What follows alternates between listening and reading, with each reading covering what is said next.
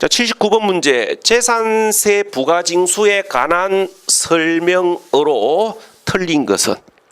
자, 이 79번 문제는요, 뭐 제가 수험생이라면은 답을 이렇게 찾았을 겁니다.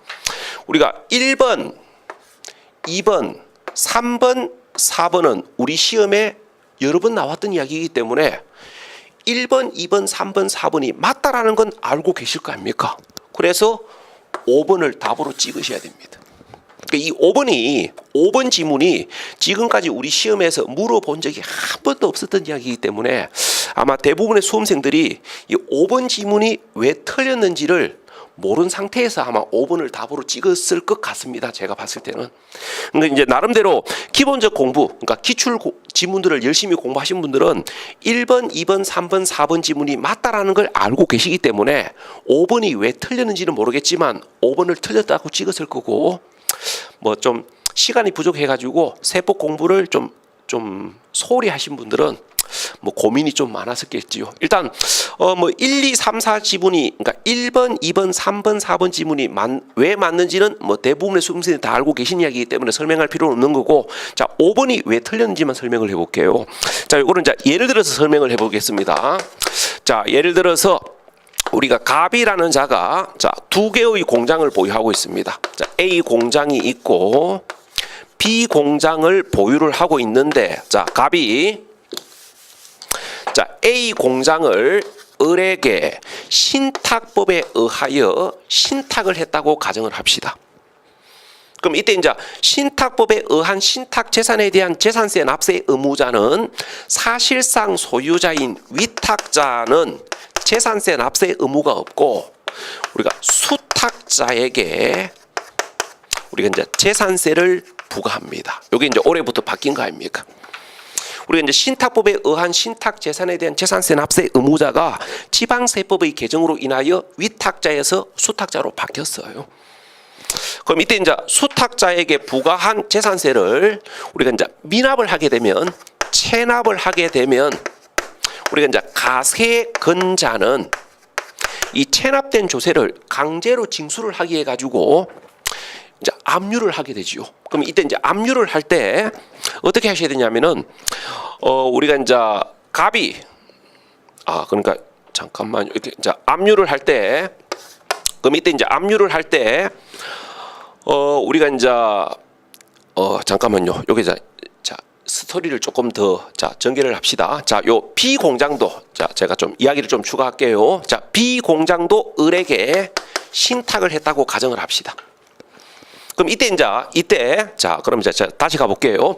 갑이 A 공장과 B 공장을 을에게 둘 다 신탁을 한 상태에서 우리가 이제 A 공장과 B 공장에 대한 재산세를 수탁자 을에게 부과를 했는데, 이 재산세법상 재산세 납세 의무자인 수탁자 을이 자, 우리가 A 공장에 대한 재산세는 B 공장에 대한 재산세는 납부를 했는데 A 공장에 대한 재산세를 납부를 하지 아니함으로 인하여 우리가 이제 가세건자가 재산세를 강제로 징수를 하기 위하여 우리가 이제 A 공장 또는 B 공장에 대하여 압류를 함에 있어 가지고 우리가 이제 조세가 체납된